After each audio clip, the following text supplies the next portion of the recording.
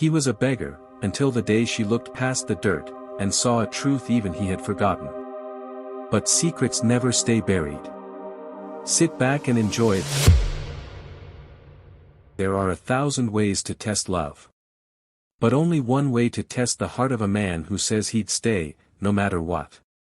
Genevieve Durison never liked the word billionaire. Not because she didn't have the billions, she did. She owned more land than 3 European countries combined. Her perfume empire had its logo on every runway in Milan. But the label, billionaire, it felt too loud for someone who wanted to feel seen, not envied. Wanted to feel loved, not calculated. And love? That came in the form of Idris Olakatan.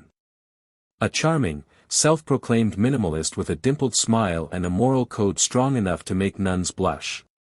He said he didn't care for money. Claimed he'd rather live in a one-room flat with a woman who had substance than a mansion with a gold digger. Genevieve met him at a charity gala. Or rather, staged a coincidental bump at the stairs of the Grand Hall. He didn't recognize her. Didn't know her face. Didn't care about her wealth. He offered his hand, she offered her number. And from there, the pages of their romance began writing themselves.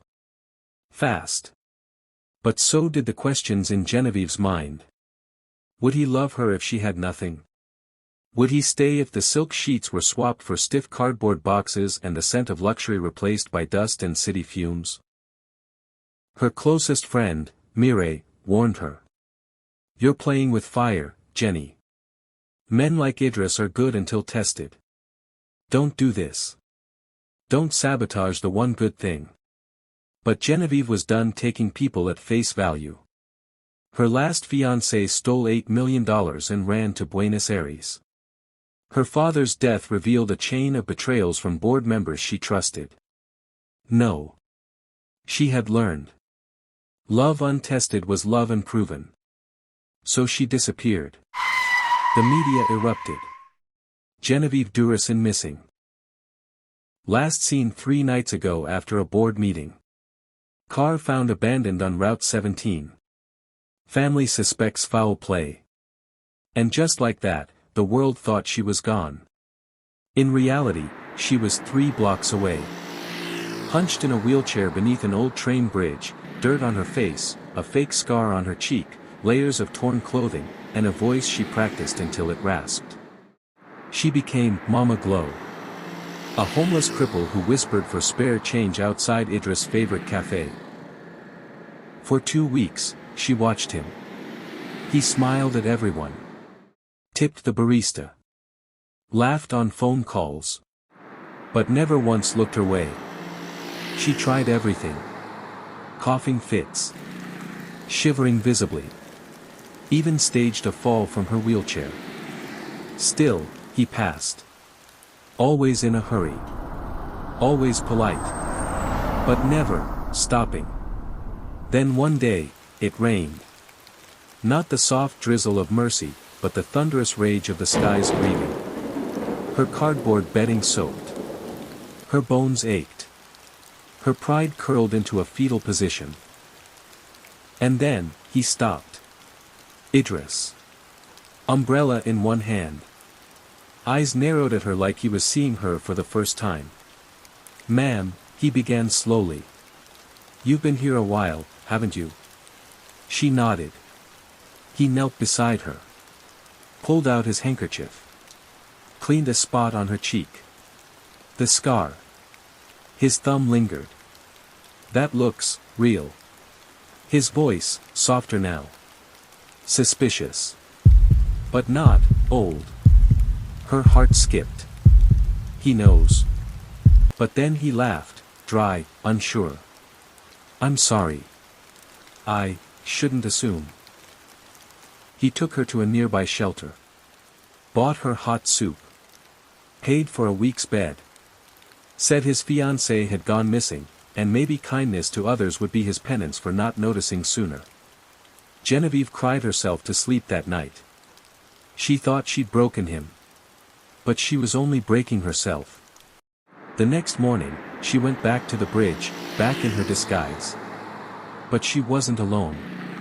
A woman. Tall. Elegant. Wearing her perfume. Kissing Idris under the bridge arch, whispering. "She's not coming back, babe. You know that. The media's moved on. You should too." Genevieve froze. Who was this? Why was her Idris kissing a woman in the shadow of her lies? She returned to Mireille that night, trembling.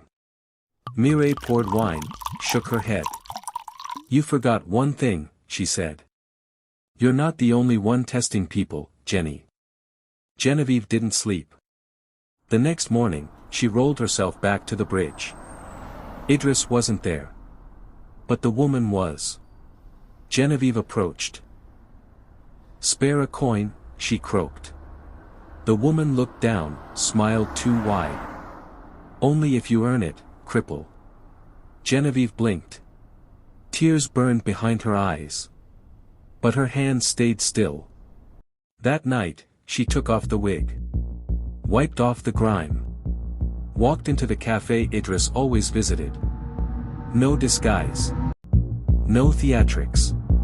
Just her. And when he looked up and saw her, the cup in his hand dropped. His jaw followed. "Gee, Genevieve." She didn't speak. She placed a small velvet box on the table. "I wanted to ask you something," she said. "But now I want to ask you something else." He looked at the box. Hesitated. "What were you going to ask?" She smiled. Sadly. "If you'd marry me." He blinked. "What, and now?" She leaned in. "Now I want to ask if you'd ever loved me, or the idea of someone who didn't disappoint you." He said nothing. "You didn't fail the test," she continued. "You passed part of it. You cared eventually. You gave when it didn't benefit you. But..." Her voice broke. "You replaced me before you buried me." He reached out. "That's not fair," she stood up. "Neither is life. But love was supposed to be." She walked out of the cafe, the box still on the table.